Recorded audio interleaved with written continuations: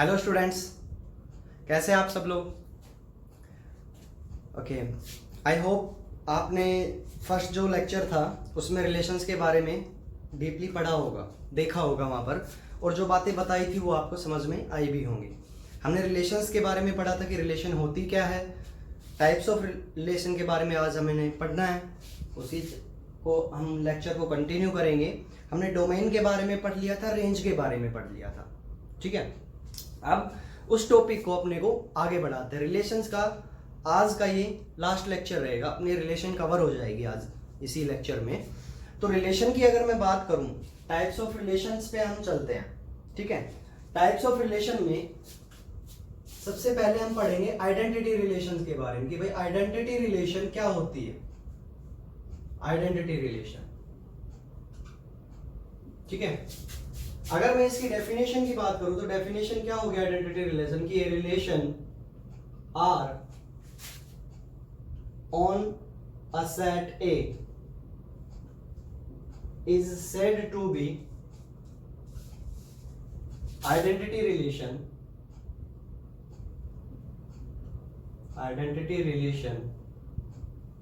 if R is equal to AA and A belongs to A such that A belongs to A, ठीक है भाई। ये अपनी identity relation की definition है। अब इस डेफिनेशन को समझते हैं भाई ये है क्या। एक एग्जांपल के थ्रू मैं आपको बताऊंगा कि मान लो मेरे पास एक सेट ए है,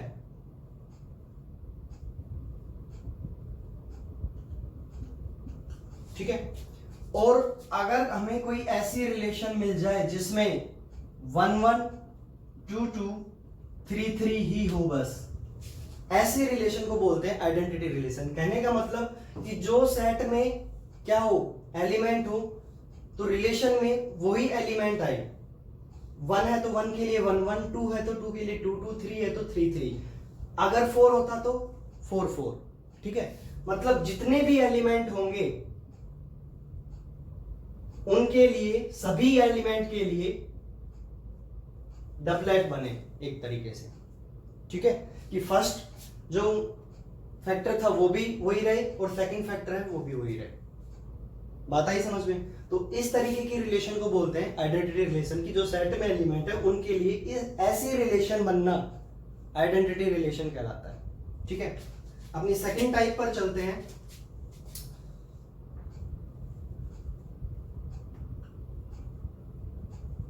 यूनिवर्सल रिलेशन, ठीक है। यूनिवर्सल रिलेशन क्या होगी। A relation R on set A is called universal relation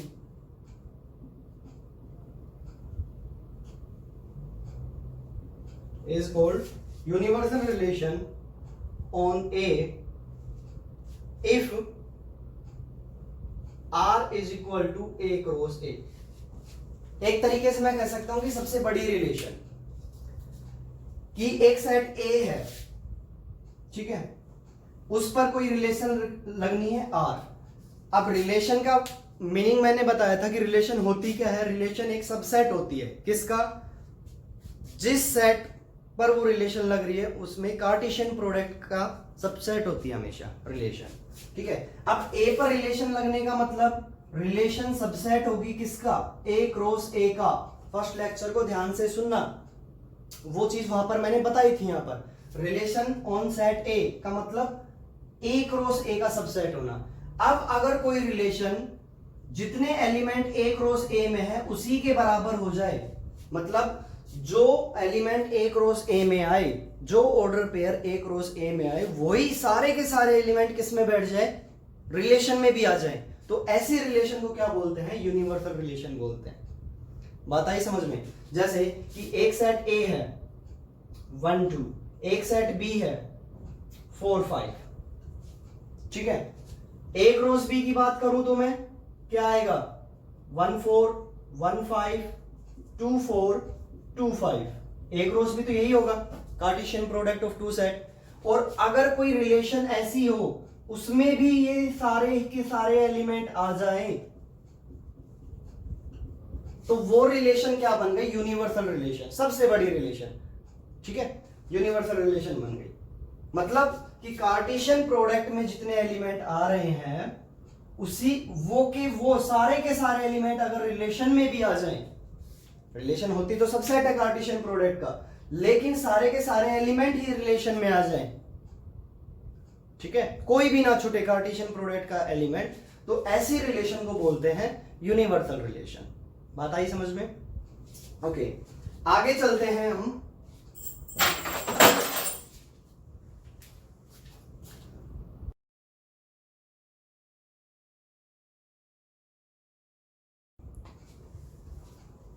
okay बेटा, नेक्स्ट है अपना word relation. Next type word relation. अगर मैं वर्ड रिलेशन की डेफिनेशन की बात करूं तो A relation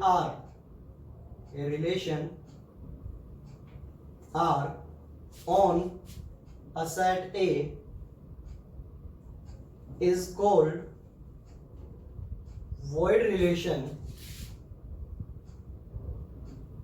if r is equal to 5। समझ में आ रहा है 5 कैसे? मतलब एम्प्टी सेट, मतलब रिलेशन में कोई नहीं आए। void जो वर्ड है उसका मतलब एम्प्टी से होता है, ठीक है, एम्प्टी रिलेशन भी बोल सकते हैं इस चीज को। जैसे एक एग्जांपल की बात करूं मैंने एक एग्जांपल लिया कि भाई मेरे पास एक सेट है ए 1 2 3, एक सेट है बी 6 7 8, एक रिलेशन आर डिफाइन है मेरे पास। रिलेशन में एक्स वाई एलिमेंट है जिसमें एक्स बिलोंग करेगा ए सेट में, वाई बिलोंग करेगा बी सेट में, और x is equal to y square. ठीक है, या फिर चेंज कर देते चलो यहां पे x square is equal to y. ठीक है, ओके भाई। तो कहता है कि रिलेशन में कौन आएगा, रिलेशन में क्या क्या एलिमेंट आएंगे, कौन कौन से ऑर्डर पेयर आएंगे। अब मुझे रिलेशन में क्या डिफाइन था, x square is equal to y था। ठीक है, मैं चेक करता हूं, x square equal to y दे रखा था। एक्स जो एलिमेंट है वो किसका होगा, ए सेट का। वाई जो एलिमेंट है वो किस सेट का होगा, बी सेट का। मैं ए सेट में जाता हूं, ए सेट में कौन है, 1 है 2 है और 3 है। एक एलिमेंट को उठाता हूं मैंने 1 को उठाया, x की जगह पे रखा, is equal to y. Y की वैल्यू कितनी आई, 1 आई। क्या y की वैल्यू 1, और y किस में बिलोंग कर रहा था, b में, मतलब b में कहीं पर 1 आ रहा है, नहीं आ रहा, रिलेटेड नहीं हुए। मैंने a की वैल्यू को 2 उठाया और यहां पर रखा x की जगह पर, 2 का square is equal to y, 2 square हुआ 4 is equal to y. y की वैल्यू कितनी आई, 4 आई। क्या b सेट में 4 है, नहीं है, तो मतलब ये भी रिलेट नहीं हुआ। उसके बाद मैंने किसको रखा, 3 को रखा x की जगह पर, 3 का square is equal to y, और y की वैल्यू कितनी आई, 9 आई। y की वैल्यू 9 आई। क्या है यहां पर 9 बिलोंग कर रहा है b में, नहीं है, मतलब रिलेशन में कौन आया, कोई नहीं आया। ठीक है, a सेट का कोई भी एलिमेंट b सेट के एलिमेंट से रिलेट कर ही नहीं रहा था, तो रिलेशन में कोई नहीं आया। अच्छा, यहां पे एक चीज और डिफाइंड है, मैं भूल गया, from a to b, from A to B.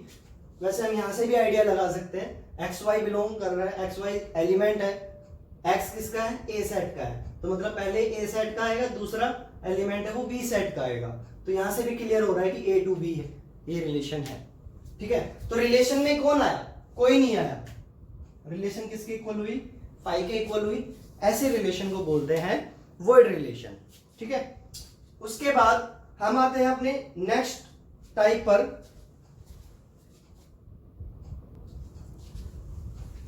Inverse relation. ठीक है, इनवर्स रिलेशन की बात करूं मैं तो if R is a relation from set A to B, then relation from B to A is defined as inverse relation.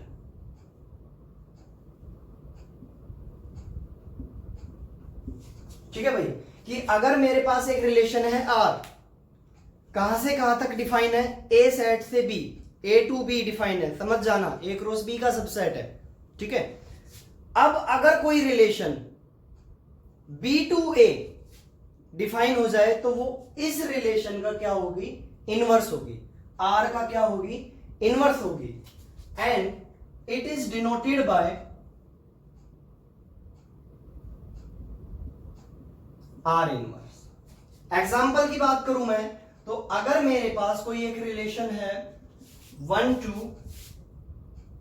2 3 4 1 6 7, थोड़ी देर के लिए जस्ट एग्जांपल ले रहा हूं, कोई ऐसी रिलेशन है, तो आर इनवर्स क्या होगा, 2 1 3 2 1 4 7 6, ये क्या हो गई, आर इनवर्स हो गई। बात आई समझ में, कि कोई रिलेशन दे दी भाई, उसका इनवर्स बताओ, इनवर्स रिलेशन क्या होगी। यहां से एक बात क्लियर हो रही है कि यहां पर जो डोमेन होगा वो आर इनवर्स में क्या होगी, रेंज होगी, और जो यहां पर रेंज होगी, आर में रेंज होगी, वो आर इनवर्स में क्या होगा, आर इनवर्स का डोमेन होगा। बात आ गई समझ में, ठीक है। ये थी अपनी इनवर्स रिलेशन। अब बात करते हैं बेटा अपनी नेक्स्ट टाइप की,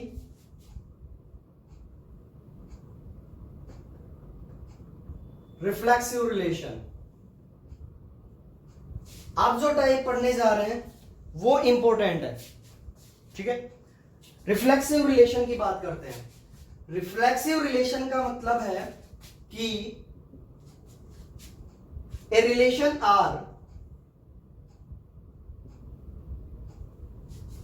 on set A is reflexive if A related to A for all A belongs to A, that is AA belongs to R for all A belongs to A, ठीक है भाई।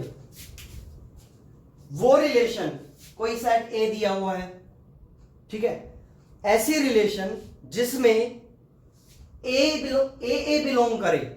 ए बिलोंग करने का मतलब क्या है कि एग्जांपल की बात करूं मैं, तो एक सेट A है 1 2 3, तो अगर कोई ऐसी रिलेशन जिसमें 1 1 2 2 3 3 आए, उस रिलेशन को क्या बोलेंगे, रिफ्लेक्सिव रिलेशन बोलेंगे। अब दिमाग में घंटी बज रही होगी कि सर आइडेंटिटी रिलेशन में भी यही बताया था। थोड़ी देर के लिए आप सोचो, वर्डिंग पे ध्यान दो कि उस टाइम क्या बोला था और इस टाइम क्या बोला है, आइडेंटिटी रिलेशन में क्या फर्क है और रिफ्लेक्सिव रिलेशन में क्या फर्क है। वहां पर मैंने क्या बोला था कि अगर ए सेट है, ए सेट में 1 2 3 एलिमेंट है, तो ऐसी रिलेशन जिसमें सभी एलिमेंट्स के लिए जो ए में आ रहे हैं उनके लिए ही डबलेट मिले केवल, वो रिलेशन क्या होगी, आइडेंटिटी रिलेशन होगी। लेकिन यहां पर मैंने ओनली वर्ड का यूज नहीं करा है, यहां पर मैंने बोला है कि ए सेट में जितने एलिमेंट होंगे ना उनके लिए ए होना चाहिए, उसके अलावा अगर कोई और भी एलिमेंट आ गया रिलेशन में, मुझे कोई लेना देना नहीं है।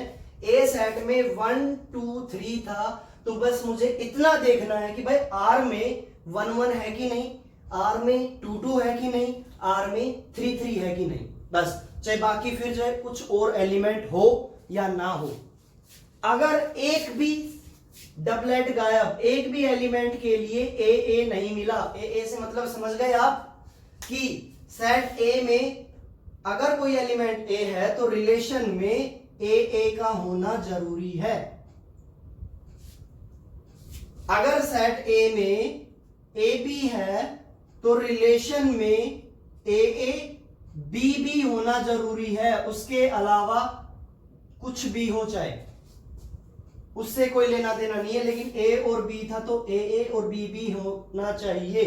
ऐसी ए सेट में 1 2 3 है तो रिलेशन में 1 1 2 2 3 3 होना चाहिए। इसके अलावा और भी एलिमेंट्स आ सकते हैं रिलेशन में, जबकि आइडेंटिटी रिलेशन में ऐसा नहीं है। आइडेंटिटी रिलेशन में अगर 1 2 3 ए सेट में है तो जो रिलेशन है उसमें केवल 1 1 2 2 और 3 3 ही आएंगे बस।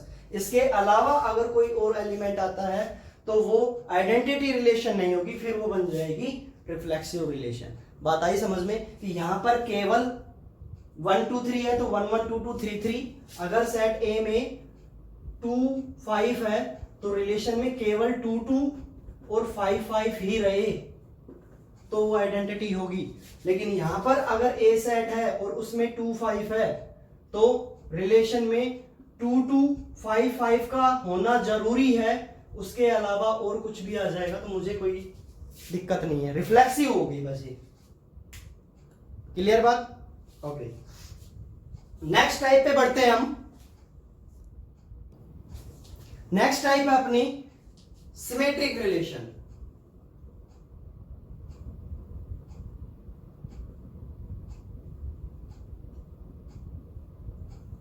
ठीक है, सिमेट्रिक रिलेशन की अगर मैं बात करूं तो A relation R on set A is symmetric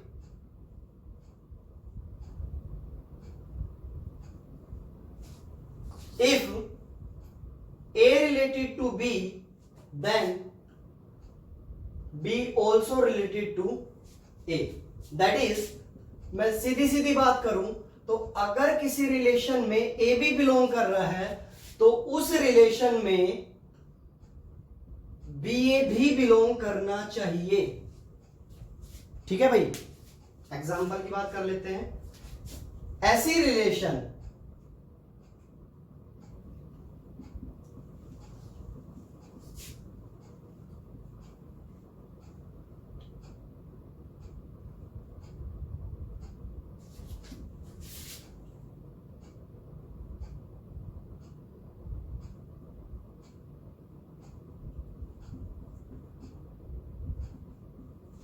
इस तरीके की कोई रिलेशन बने तो कि भाई रिलेशन में 1 2 था, हर एक एलिमेंट के लिए चेक करूंगा, ये ध्यान रखना, हर एक एलिमेंट के लिए 1 2 था तो रिलेशन में 2 1 भी होना चाहिए।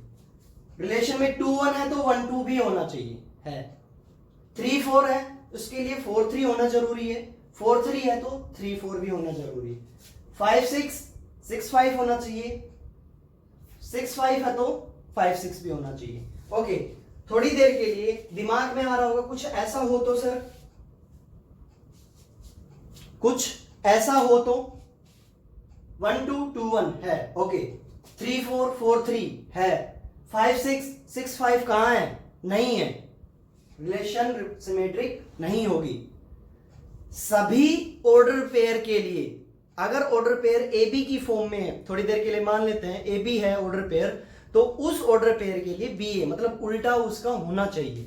अगर ऐसी कोई रिलेशन मिलती है तो वो रिलेशन कैसी होगी? सिमेट्रिक रिलेशन होगी। ओके, उसके बाद अपनी नेक्स्ट टाइप, कोई दिक्कत नहीं है, बस रिलेशन की तरफ ध्यान रखना है। रिलेशन में अगर 1 2 है तो 2 1, 3 4 है 4 3, 4 3 है 3 4, मतलब अगर रिलेशन में ए बी बिलोंग कर रहा है तो रिलेशन में बी ए भी बिलोंग करना चाहिए। ओके, ये है अपनी सिमेट्रिक रिलेशन। उसके बाद आते हैं अपनी तीसरी टाइप पर। थर्ड टाइप है अपनी ट्रांजिटिव रिलेशन। सर बहुत ज्यादा करवा चुके हो लेकिन थर्ड क्यों बोल रहे हो?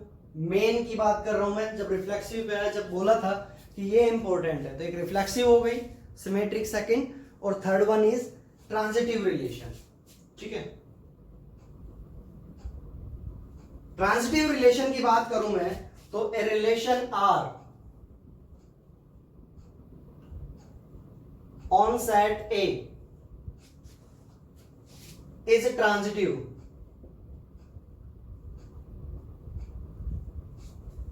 if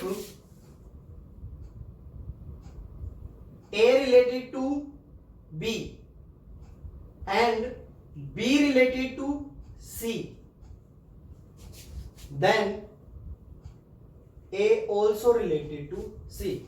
That is, सीधी सीधी बात करूं तो अगर रिलेशन में ए बी बिलोंग कर रहा है और उस रिलेशन में बी सी भी कोई बिलोंग कर रहा है, तो रिलेशन में ए सी भी बिलोंग करना चाहिए। यहां पर थोड़ा सा ध्यान देना, ठीक है। रिलेशन में ए बी बिलोंग कर रहा है और रिलेशन में बी सी बिलोंग कर रहा है, तो रिलेशन में ए सी भी बिलोंग करना चाहिए। यहां पर थोड़ी सी दिक्कत आती है, कई बार हम चकमा खा जाते हैं, कुछ कंफ्यूजन रहता है ट्रांजिटिव में कि ये कब देखना है, तब इस ए बी के लिए बी सी मिल जाए। कहने का मतलब कि अगर कोई रिलेशन है उसमें 1 2 है और उस रिलेशन में 2 4 है, तो ही फिर मैं ए सी को देखूंगा। बात आई समझ में कि रिलेशन में 1 2 है, बी का काम कौन कर रहा है, ए। पहले मैं इसको चेक कर रहा हूं, इसको बना दो ए बी, इसको बनाया ए बी, तो अब बीसी कौन बनेगा, बीसी वही बनेगा जिसमें बी की वैल्यू 2 है अब यहां पर, ठीक है। तो अब बीसी कौन बनेगा, फर्स्ट नंबर पर 2 बैठा होगा वही बीसी बनेगा, ठीक है। तो ये बना अब इसके लिए बीसी। देखो ना, बी की वैल्यू यहीं तो सेम है, बी बी सी। बात आई समझ में, ठीक है। तो अब मैं किसको देखूंगा, एसी को देखूंगा। एसी क्या है, 1 4 1 4 रिलेशन में बिलोंग कर रहा है। दूसरी बात, आगे चलेंगे, अब आगे वाले उस पे सारे उनको चेक करते चलना है, सारे ऑर्डर पेयर को। अब मैं आ जाता हूं नेक्स्ट पर, इसका काम हो लिया, ठीक है, इसको हमने चेक कर लिया, इसके लिए बात बन गई। अब आते हैं नेक्स्ट पर। नेक्स्ट को ए बी बना दो, इस वाले को क्या बना दो, ए बी बना दो। अब सीधे एसी मत ढूंढने चले जाना, पहले इसके लिए भाई बीसी तो देखो रिलेशन में है कि नहीं, तभी तो मैं एसी की तरफ देखूंगा। ए बी है, अब इसके लिए मुझे बीसी ढूंढना है, और बीसी कौन बनेगा, जिसके स्टार्टिंग में 4 बैठेगा, क्योंकि बी ये रहा, देख लो ना यहां से, ए बी बी सी, ये और ये एलिमेंट सेम होगा, वही बीसी बनेगा। तो अब कोई ऐसा एलिमेंट है जिसके स्टार्टिंग में 4 है, नहीं है, तो पास हो गया ये बी, क्योंकि इसके लिए बीसी मिला ही नहीं। बीसी मिलता तभी तो जाकर के एसी को देखता। तो ये चीज यहां पर नोट करने की है कि ए बी नहीं, उसके लिए बीसी मिलना चाहिए पहले तो। अगर बीसी मिला और फिर एसी मिलता है, फिर क्या मिलता है, एसी, तो ये पास, अगले पे बढ़ जाओ। अगर ए बी मिला और बीसी भी मिला और एसी नहीं मिलता, एसी नहीं मिलता,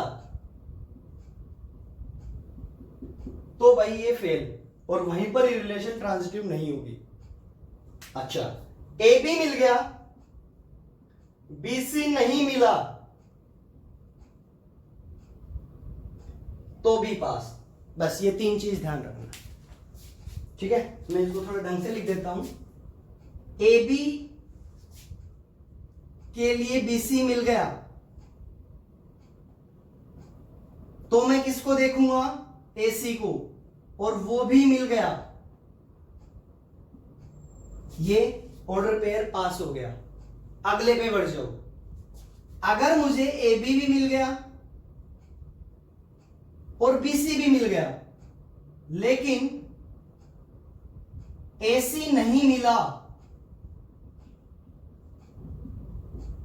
फेल हो गया, आगे नहीं बढ़ना, नॉट ट्रांजिटिव, यही हो जाएगा, नॉट ट्रांजिटिव। अगर मुझे ए बी मिल गया, ए बी तो हम अपनी तरफ से मानते ही है, हर एक को ए बी मानते चलेंगे, ए बी है मेरे पास, बीसी ही नहीं मिला, बीसी ही नहीं मिला, तो भी भाई ये ए बी पास हो गया। अगले पे बढ़ जाओ, क्योंकि एसी मैं कब देखूंगा, जब मुझे ए बी के लिए बीसी मिल जाएगा।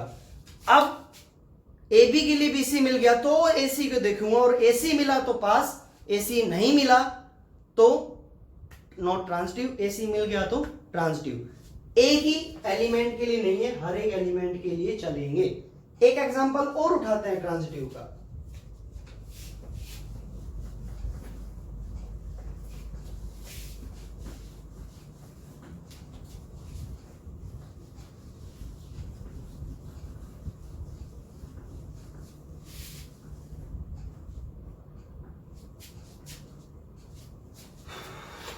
एक एग्जांपल और लेते हैं। मान लो मेरे पास एक रिलेशन है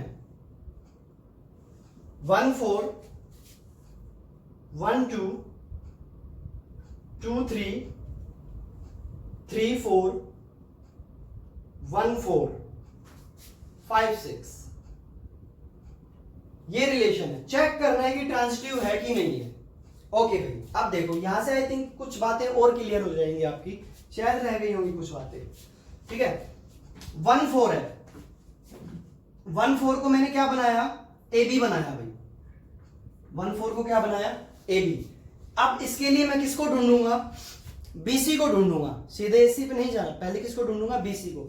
और बीसी कौन बनेगा, जिस ऑर्डर पेयर में पहला कंपोनेंट 4 होगा वो इसके लिए बीसी बनेगा। एक बात तो तुम्हें समझ में आ रही है ना, देखो मैं बार बार बोल रहा हूं, बार बार रिपीट कर रहा हूं इस चीज को। ए बी के लिए बीसी कौन होगा, जब ये सेम होंगे। ठीक है, तो 4 ढूंढूंगा पहले नंबर पर। फर्स्ट कंपोनेंट किसको ढूंढूंगा, 4 को। नहीं है नहीं है नहीं है नहीं है नहीं है, मतलब इस ए बी के लिए बीसी मिला ही नहीं, तो एसी ऑटोमेटिक है यहां पर। बात आ गई समझ में, पास हो गए। अगले पे बढ़ जाओ, नेक्स्ट ऑर्डर पेयर। इसको मैंने ए बी बनाया, ठीक है, इसको ए बी बनाया। इसके लिए अब क्या ढूंढूंगा, बीसी। बीसी कौन बनेगा इसके लिए, जिसके फर्स्ट कंपोनेंट, जिसका फर्स्ट कंपोनेंट क्या बनेगा, 2। यहीं पर ही रहे हैं, इसका बीसी मिल गया। तो अब क्या देखूंगा मैं, इसका एसी देखूंगा। ए बी के लिए मुझे बीसी मिल गया, तो अब मैं किसको देखूंगा, एसी को। और एसी कितना होना चाहिए, 1 3। क्या रिलेशन में 1 3 है, नहीं है, आगे बढ़ने की जरूरत ही नहीं है। Relation not transitive. बात आई समझ में, reflexive, symmetric and transitive. Okay, अब यहां पर थोड़ा सा ध्यान देना, अगर आप लोगों ने ध्यान दिया हो तो रिफ्लेक्सिव जो रिलेशन थी ना, उसमें हमें सेट के ऊपर डिपेंड होना पड़ता है, मतलब सेट को देखेंगे। ठीक है, सेट के एलिमेंट को देखना पड़ेगा कि भाई सेट में क्या क्या है, और उनके लिए फिर ए है कि नहीं है। ठीक है, तो रिफ्लेक्सिव रिलेशन है वो सेट के ऊपर डिपेंड है। सेट में 1 2 3 है तो रिलेशन में 1 1 2 2 3 3 है कि नहीं है, मतलब सेट की जरूरत पड़ेगी वहां पर। अगर मैं बात करूं सिमेट्रिक और ट्रांजिटिव की,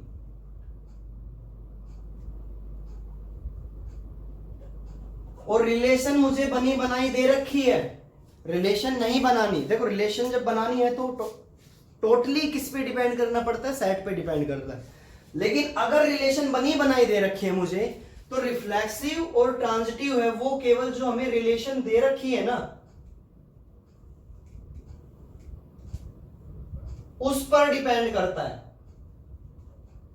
उस पर डिपेंड करती है सीधी सीधी, कि बस जस्ट रिलेशन में देखना है। सिमेट्रिक रिलेशन में जाओ, 1 1 2 है तो वहां पर 2 1 है कि नहीं, रिलेशन में 3 4 है तो वहां पर 4 3 है कि नहीं। ठीक है बात। ट्रांजिटिव की मैं बात करूं तो भी किस पे देखते हैं, बस रिलेशन में देखते हैं, सेट की तरफ देखना ही नहीं है हमें, बस रिलेशन के एलिमेंट्स को ही तो देखना है, सेट की तरफ नहीं देखना। यहां पर बात आ गई समझ में। ठीक है, तो भाई हमने यहां पर तीनों पढ़ी, रिफ्लेक्सिव, सिमेट्रिक और ट्रांजिटिव। ठीक है, आई होप समझ में आ गई होंगी। अगर फिर भी नहीं कोई बात अटक रही है आपके दिमाग में कि नहीं ये कैसे होगा, या कोई क्वेश्चन अटक रहा है, कोई डाउट है, तो आप मुझसे पूछिएगा।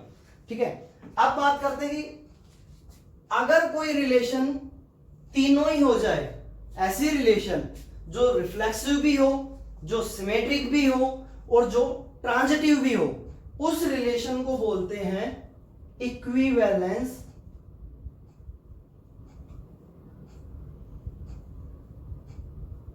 रिलेशन। ठीक है, अगर कोई रिलेशन रिफ्लेक्सिव, सिमेट्रिक और ट्रांजिटिव हो जाए तो उस रिलेशन को बोलते हैं रिफ्लेक्सिव रिलेशन। ठीक है भाई, ओके। अब जो हमने टाइप्स ऑफ रिलेशन पढ़ी उनमें किस तरीके से क्वेश्चन आते हैं, किस तरीके से हमने प्रूव करना है, वो क्वेश्चंस देखते हैं। ठीक है, क्वेश्चन नंबर 1 की तरफ बढ़ते हैं हम। क्वेश्चन नंबर 1 है अपना,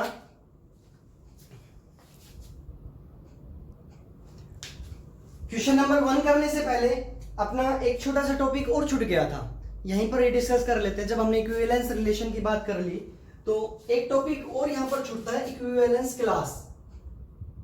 ठीक है, इक्विवेलेंस क्लास।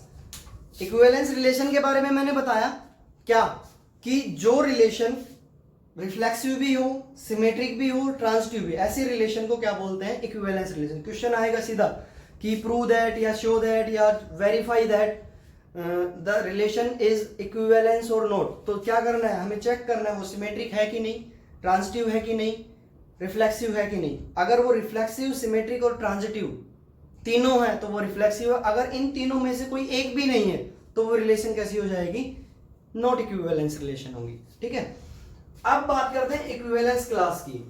तो इक्विवेलेंस क्लास की अगर मैं बात करूं तो द इक्विवेलेंस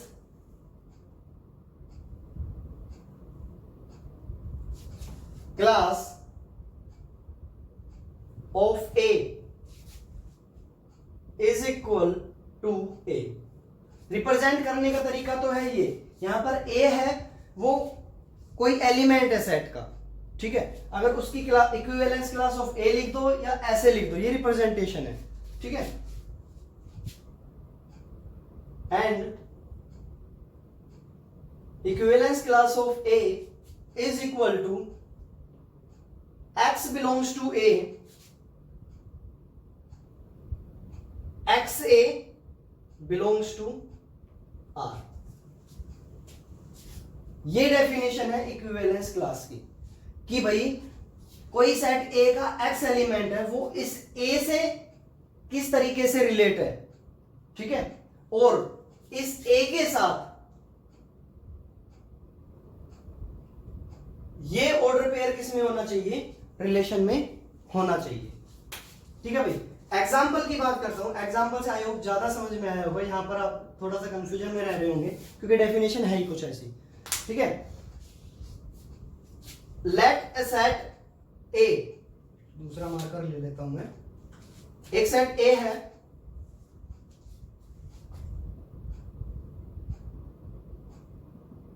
जिसमें 1 2 3 है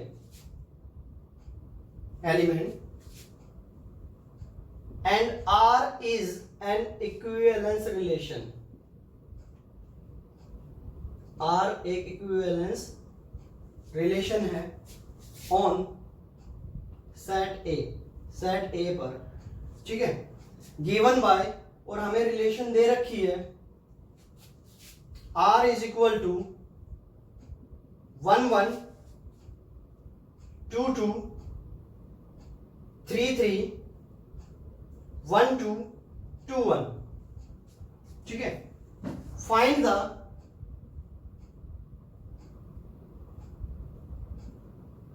इक्विवेलेंस क्लास ऑफ 1 2 एंड 3। 1 2 और 3 की इक्विवेलेंस क्लास बताओ। ओके, तो द इक्विवेलेंस, अगर मैं डेफिनेशन की बात करूं, class of A that is this, किसके इक्वल था, x belongs to a and xa belongs to r। ठीक है, अब मुझे इक्विवेलेंस क्लास ऑफ 1 निकालनी है। पहले इक्विवेलेंस क्लास ऑफ 1, तो क्या मैं उसको ये लिख सकता हूं,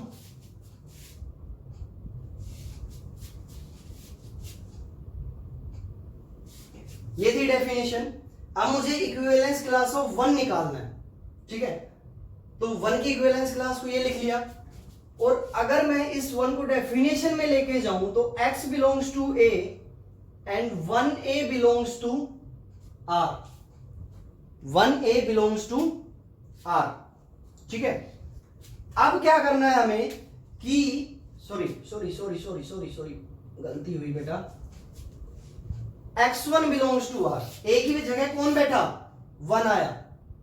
तो ये डेफिनेशन है, बस इस चीज को ध्यान में रखो। इक्विवेलेंस क्लास आपकी क्लियर है, ठीक है। इक्विवेलेंस क्लास ऑफ 1 थी तो इस a की जगह 1 ने ले ली। इक्विवेलेंस क्लास ऑफ 2 निकालूंगा तो a की जगह 2 ले लेगा।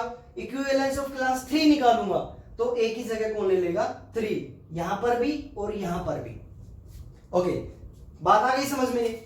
अब हमें आगे करना क्या है कि जो हमें रिलेशन दे रखी थी या हमें क्वेश्चन आएगा उसमें क्या आएगा, prove that this is equivalence relation. Question किस तरीके से आएगा, prove that this is equivalence relation and find the equivalence class of this.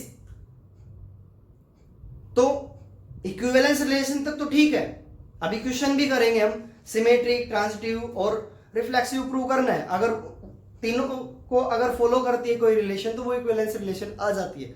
फिर वो एक 2 नंबर का छोटा सा क्वेश्चन डाल देगा कि इक्विवेलेंस क्लास और निकालो, ठीक है।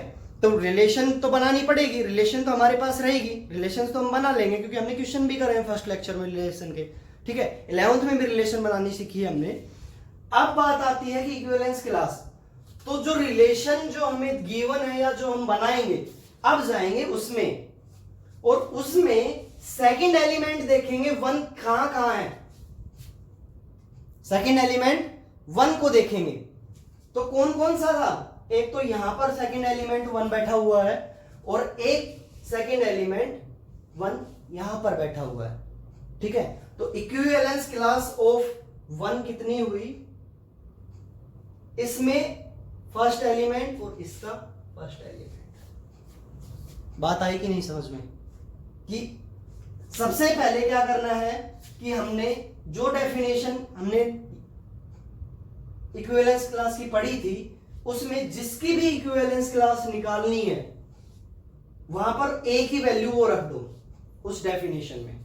अब डेफिनेशन में यहां पर जो सेकंड एलिमेंट 1 आया तो रिलेशन में भी देखो कि सेकंड एलिमेंट 1 किस किस ऑर्डर पेयर में है।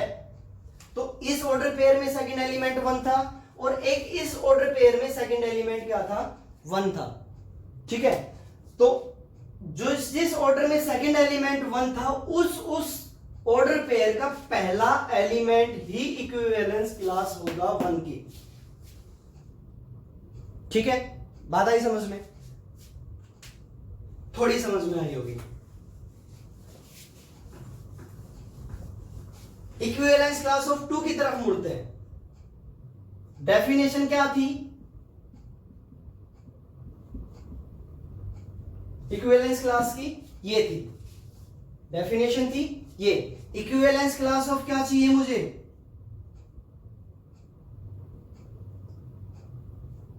जिसको मैं ये लिख सकता हूं, a की जगह किसने ली, 2 ने, तो यहां पर भी a की जगह कौन बैठ जाएगा, 2, ठीक है।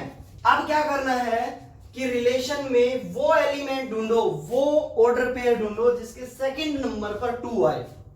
कौन कौन है सेकंड नंबर पर 2 वाले, 1 और 2। ये 2 ऑर्डर पेयर ऐसे थे जिसमें सेकंड नंबर पर क्या आ रहा है, 2, सेकंड कंपोनेंट क्या है, 2। तो इक्विवेलेंस क्लास इन दोनों ऑर्डर पेयर का फर्स्ट कंपोनेंट हो जाएगा। इक्विवेलेंस ऑफ क्लास 2 हो गई 2 और 1, ठीक है। बात आई समझ में। ऐसे ही मैं इक्विवेलेंस क्लास ऑफ 3 की बात करूं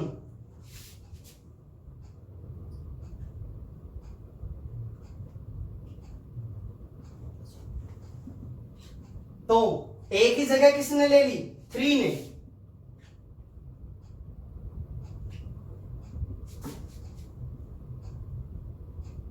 x3 belongs to r, a की जगह 3 ने ले ली थी।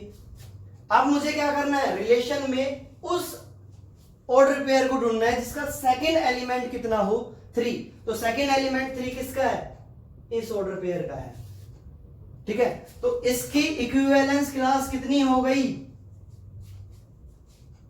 इस ऑर्डर पेयर में पहला एलिमेंट। सेकंड कौन से ऑर्डर पेयर पर जाना है, सेकंड एलिमेंट के हिसाब से, जो सेकंड एलिमेंट यहां होगा वही सेकंड एलिमेंट यहां होना चाहिए। इक्विवेलेंस क्लास में कौन आएगा, उस ऑर्डर पेयर का फर्स्ट एलिमेंट।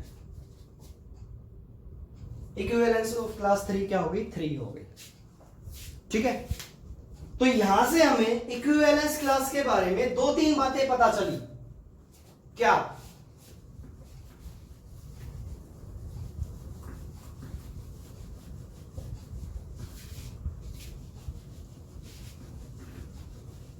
दो तीन पॉइंट पता चले मुझे यहां से इक्विवेलेंस क्लास के बारे में कि पहला, R must be equivalence relation.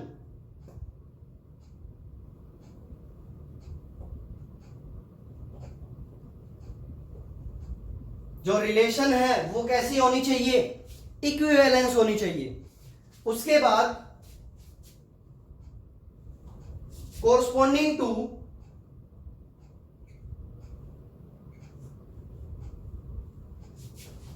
every elements in A,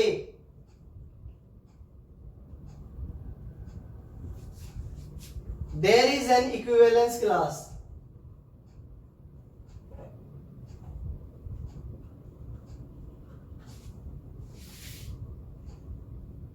कि सेट में जो भी एलिमेंट होंगे उनकी कोई ना कोई इक्विवेलेंस क्लास होगी। तीसरा पॉइंट क्या पता चला कि any two equivalence class, any two equivalence class either identical और डिसजॉइंट।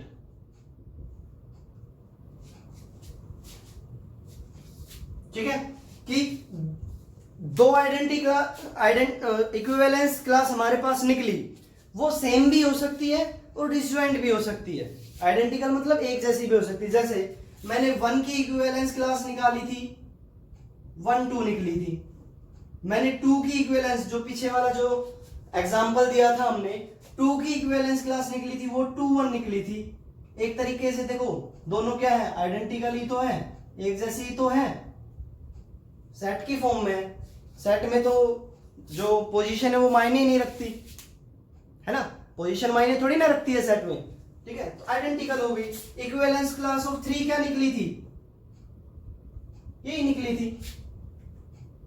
ठीक है, तो आइडेंटिकल भी हो सकती है और डिसजॉइंट अलग अलग भी हो सकती है।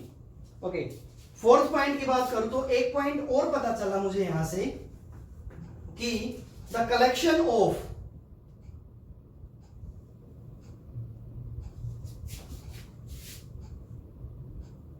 all equivalence class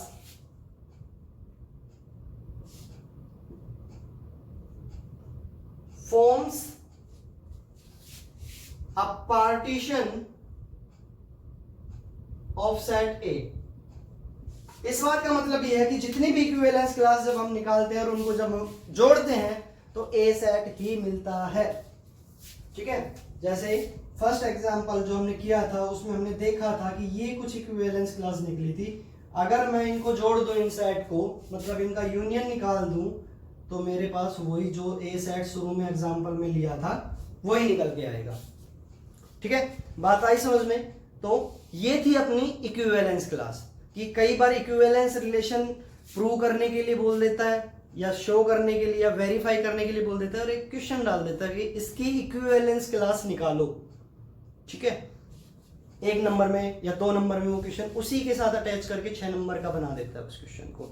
ठीक है, तो ये इक्विवेलेंस क्लास थी। ठीक है बेटा, अब कुछ क्वेश्चन कर लेते हैं, 1-2 क्वेश्चन करते हैं रिलेशन पे, जो हमने पढ़ी है आज, type of relation, reflexive, symmetric, transitive, इस पे क्वेश्चन किस तरीके से आते हैं और करने कैसे कैसे हमें। ठीक है, उन पे बात करते हैं। तो क्वेश्चन नंबर फर्स्ट की अगर मैं बात करूं, एक क्वेश्चन लिखते हैं हम अपना। ओके बेटा, ये क्वेश्चन है अपना, एक क्वेश्चन दे दिया कि in the set of integers let a relation R is defined a related to b. A related to b बोलने का मतलब पहला एलिमेंट है ए और दूसरा एलिमेंट है यहां पर बी, ठीक है। If and only if a minus b is even, okay, a minus b even. कहने का मतलब इस एलिमेंट में से इस एलिमेंट को अगर मैं सब्ट्रैक्ट करूं और वो क्या आ जाए, इवन आ जाए, तो वो रिलेशन में आएगा, नहीं तो नहीं आएगा, ठीक है। वो ऑर्डर पेयर रिलेशन का बनेगा, नहीं तो नहीं बनेगा। जैसे फॉर एग्जांपल मैंने 2 में से या 6 में से 4 को सब्ट्रैक्ट किया, कितना आया, 2 आया, ठीक है। तो 6 4 है वो रिलेशन में आ गया, मतलब इसका मतलब वो 6 4 से रिलेटेड हो गया, और 6 4 से रिलेटेड हो गया तो मतलब वो रिलेशन का ऑर्डर पेयर बन गया, रिलेशन में आ गया। इसका सीधा सीधा मतलब ये है, ओके। तो कहता है कि प्रूव करो कि ए रिलेशन में बिलोंग करेगा, सभी ए बिलोंग्स टू जेड। सेट किसका है, इंटीजर्स का, ये ध्यान में रखना है। रिलेशन कहां से कहां तक है, ए टू बी है, ये ध्यान रखना है। और रिलेशन क्या है वो ध्यान रखना है, ठीक है। अब प्रूव करवाया है उसने ये, ओके। करते हैं, इसके सॉल्यूशन की तरफ बढ़ते हैं। हमें देखो रिलेशन दे रखी है क्या, कि वही ऑर्डर पेयर रिलेशन में आएगा, वही ए बी रिलेशन में आएगा अगर ए में से बी को सब्ट्रैक्ट करूं और वो क्या बन जाए, इवन आ जाए, तो वही क्या आएगा, रिलेशन में आएगा। अब अगर मैं अपने फर्स्ट पार्ट की तरफ जाता हूं तो मुझे क्या प्रूव करना है, ए रिलेशन में बिलोंग करेगा कि नहीं करेगा, for all a belongs to Z. हमें ये देखना है, हम इसके लिए चेक करना है, ठीक है। मतलब पहला एलिमेंट भी ए लेना है और दूसरा एलिमेंट भी ए ही लेना है, ओके भाई। ए बी रिलेशन में कब बिलोंग करता था, जब ए माइनस बी क्या आता था, इवन, ठीक है। अब मैं क्या करता हूं कि इस बी की जगह ए ही रख के देखता हूं, इस बी की जगह क्या रख के देखूं, मैं ए रख के देखूं। क्या कर रहे थे हम, बी की जगह पर ए रखा, क्योंकि ए रिलेशन में बिलोंग करके दिखाना है ना, मतलब पहला एलिमेंट भी वही और दूसरा एलिमेंट भी वही, ठीक है। तो रिलेशन की तरफ मूव करते हैं और रिलेशन में बी की जगह भी ए ही रख करके देखते हैं। ए में से ए जाएगा, क्या आएगा, 0। सेम एलिमेंट में से सेम एलिमेंट जाएगा तो 0 आएगा। और 0 क्या है, इवन है कि नहीं, 0 इवन है, ठीक है। विच इज डिविजिबल बाय 2, तो 2 से तो डिवाइड हो जाता है 0, ठीक है। तो 0 क्या है, इवन है, ओके।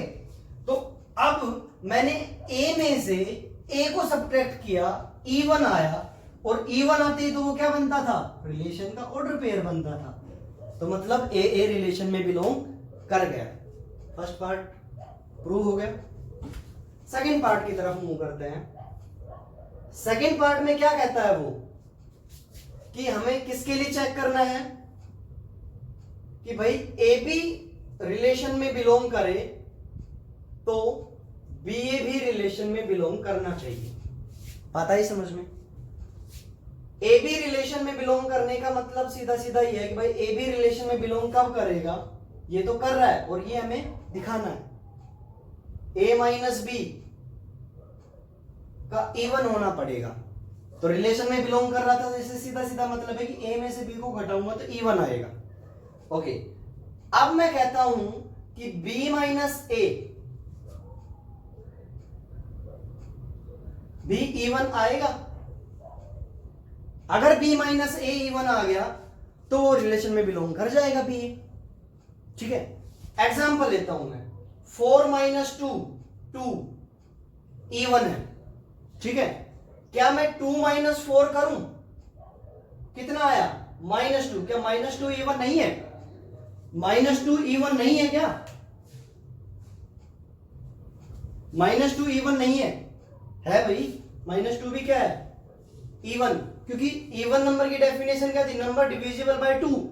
-2 हो तो जाता है डिवाइड पूरा पूरा, साइन से थोड़ी ना मतलब है हमें, ठीक है, तो वही बात यहां पर है कि भाई ए माइनस बी तो इवन था, क्यों? क्योंकि ए भी तो रिलेशन में बिलोंग कर रहा है, ए भी तो रिलेशन में बिलोंग कर रहा है। अब मैंने बी माइनस ए करके देखा, तो बी माइनस ए भी करके देखा, तो वो भी मैंने क्या पाया कि इवन ही आएगा, ठीक है।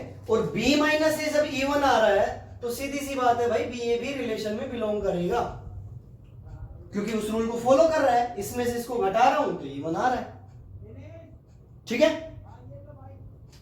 ओके, तो सेकंड पार्ट देख लिया हमने, ठीक है भाई। थर्ड पार्ट की तरफ चलते हैं, थर्ड पार्ट की तरफ चलते हैं। थर्ड पार्ट क्या है अपना, किसके लिए चेक करना है हमने? ए बी रिलेशन में बिलोंग कर रहा है और बीसी रिलेशन में बिलोंग कर रहा है, देन एसी भी रिलेशन में बिलोंग करना चाहिए, ये प्रूव करना है। तो भाई ए बी रिलेशन में बिलोंग कर रहा है, सीधा सीधा मतलब है ए माइनस बी क्या होगा, इवन होगा। बीसी भी रिलेशन में बिलोंग कर रहा था, तो इसका भी मतलब हो गया बी में से सी को घटाऊंगा वो भी क्या आ रहा है, इवन आ रहा है, तभी तो रिलेशन में बिलोंग कर रहा है। हमें अब दिखाना क्या था, ये कि एसी भी रिलेशन में बिलोंग करेगा। ओके भाई, अब मैं कहता हूं कि ए माइनस बी क्या था, इवन, बी माइनस सी क्या है, इवन है। दो इवन नंबर को अगर मैं ऐड करूं तो क्या मिलता है, इवन ही मिलता है। तो मैं बोल सकता हूं एक ये नंबर था, कोई ना कोई नंबर तो आएगा, है ना, और एक ये नंबर था, दोनों को ऐड करूंगा तो वो क्या होगा, इवन होगा कि नहीं होगा, क्योंकि ये भी इवन था और ये भी इवन था, दोनों को ऐड करूंगा तो इवन आएगा, और दोनों को ऐड किया इवन आया, और थोड़ा सा सोल्व किया इसको तो मैंने क्या पाया,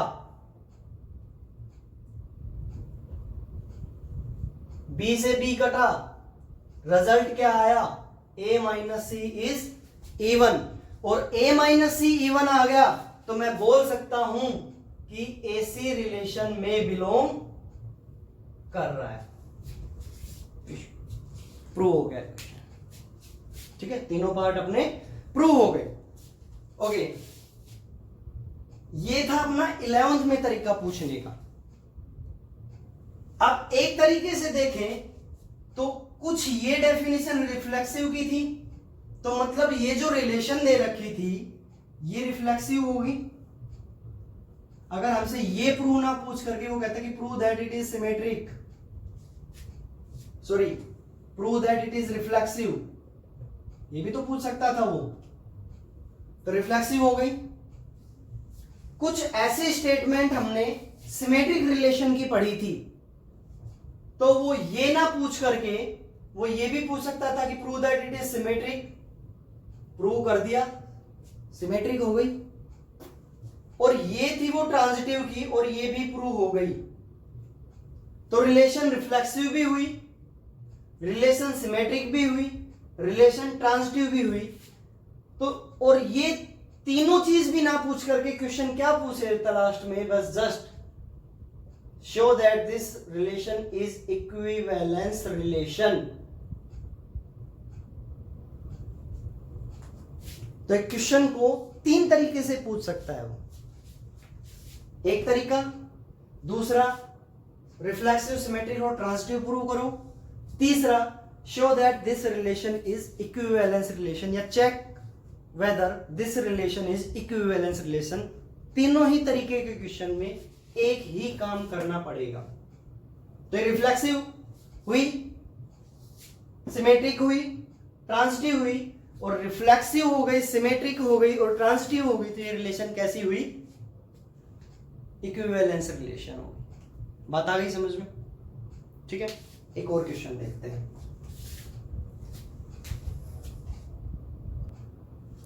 ओके बेटा, अपना नेक्स्ट क्वेश्चन है, show that the relation R in the set of real number. देखो मैंने यहां पर सेट को आर नहीं लिखा क्योंकि यहां पर कंफ्यूजन हो जाएगा कि भाई रिलेशन भी आर में दे रखी है, सेट भी रियल नंबर का, थोड़ा सा ध्यान रखना बस, जस्ट इसी चीज का, और तो बाकी सेम चलेगा जैसे फर्स्ट क्वेश्चन में किया था वैसे ही चेक करेंगे, देखते रहेंगे।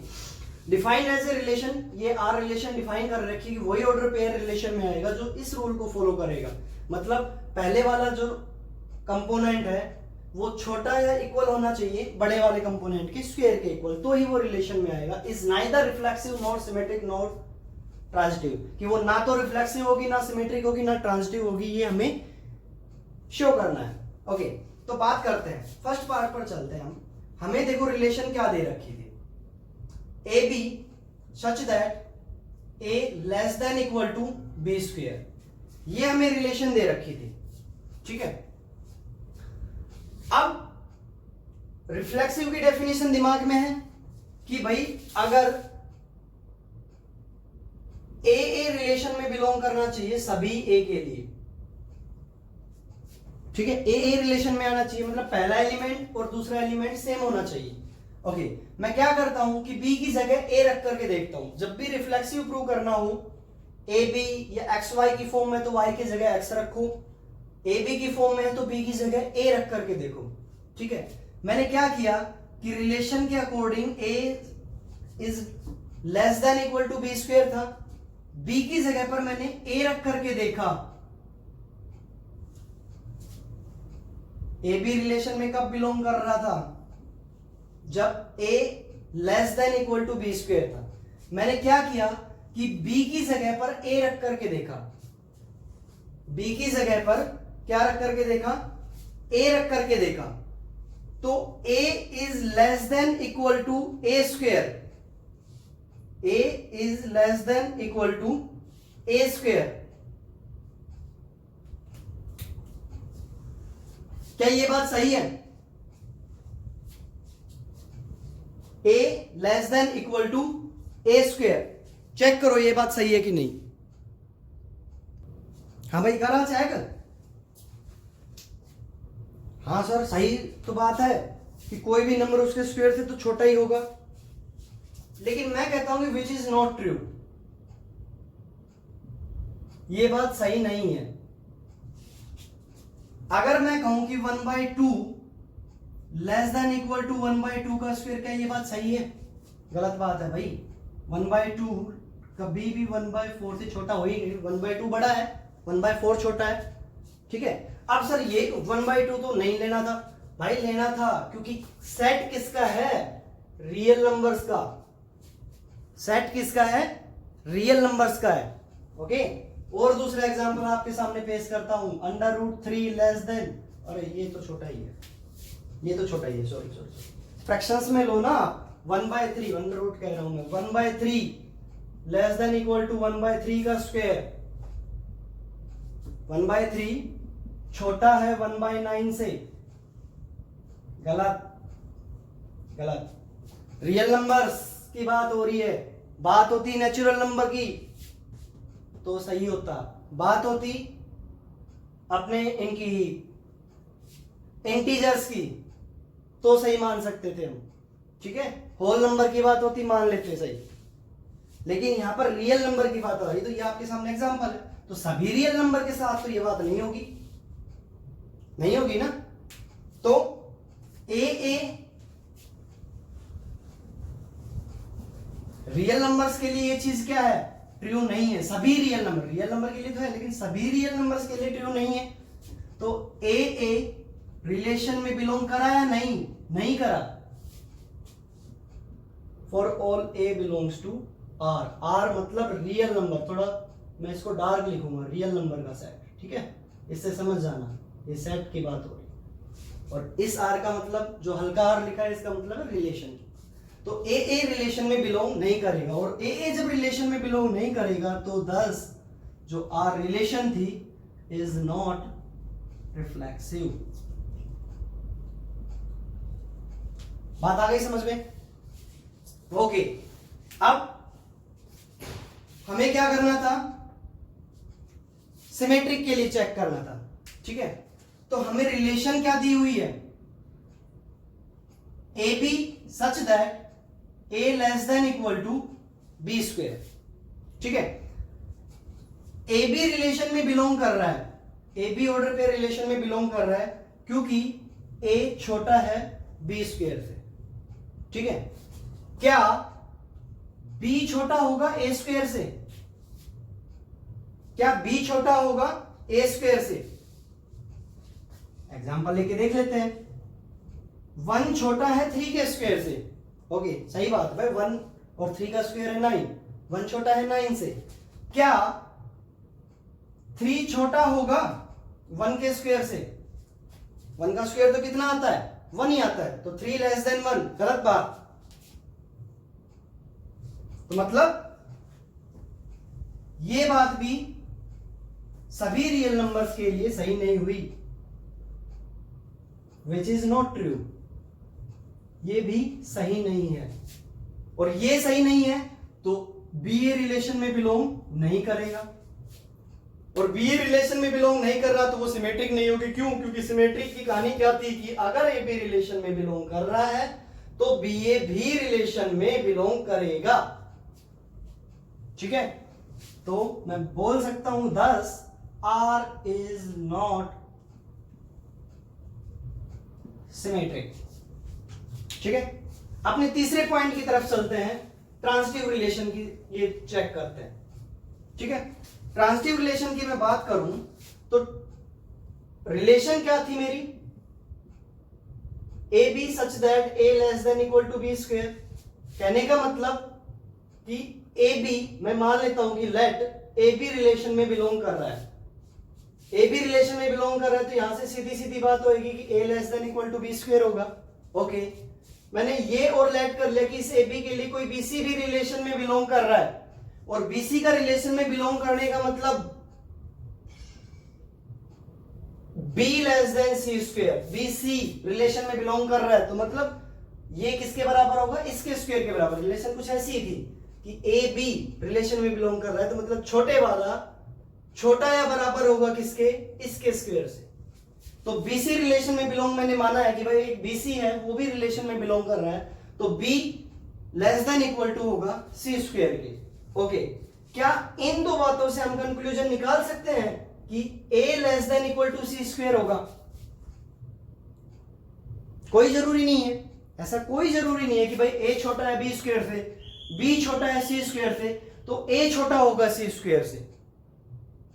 देखो, अगर मैं एग्जांपल की बात करूं तो देखो 1/3 लेस देन इक्वल टू -3 का स्क्वायर।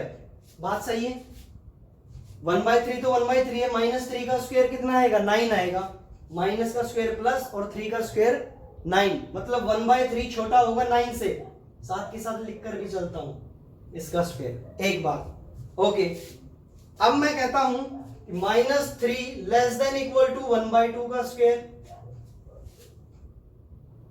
ठीक है, ये बी था ना अपना, इसी को बी बनाया फिर मैंने।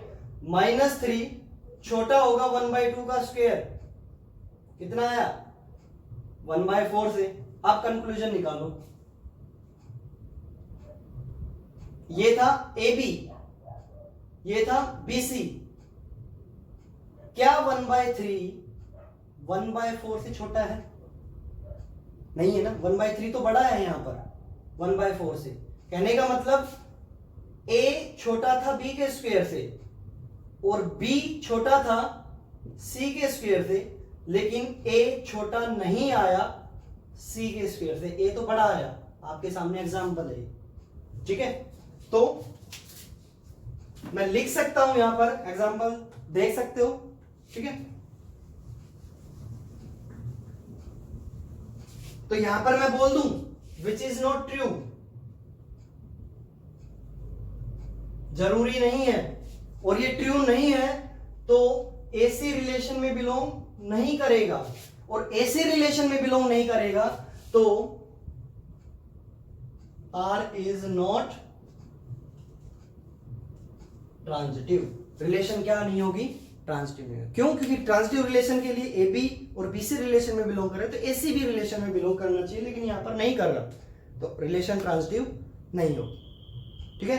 तो इस तरीके के क्वेश्चन आएंगे आपके, ठीक है। सीधा ये भी आ सकता है इक्विवेलेंस रिलेशन का, तो उसमें बस जस्ट रिफ्लेक्सिव, सिमेट्रिक और ट्रांजिटिव अगर हो गई तो इक्विवेलेंस है, नहीं तो नहीं है। ओके, तो बेटा क्वेश्चन करिए इन पे। कोई क्वेश्चन नहीं आ रहा है, डाउट पूछिए, पर्सनली व्हाट्सअप कर सकते हो, चैनल पे भी कर सकते हो आप, कमेंट बॉक्स में। ओके, तब तक घर रहिए, सेफ रहिए, पढ़ते रहिए। Thank you.